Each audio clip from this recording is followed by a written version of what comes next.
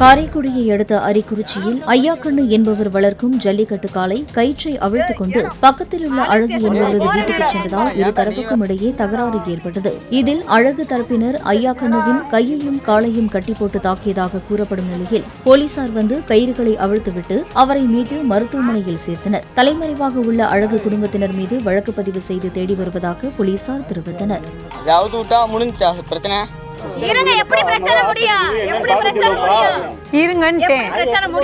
நீங்க போய் அவங்க கூட நீங்க கை வைக்காதீங்க வாங்க. எங்க அப்பா வருதுங்க. இருங்க. எப்பா அப்பா என்ன ஊர் விட்டு ஊர் போய் நல்லா குடி இருக்கீங்க. கொண்டாடி முக்கியம்னு அப்ப தெரியல அப்பானே. இவருக்கு மட்டும் ஏதாவது ஊரோட போறானே நீ அவுக்காத.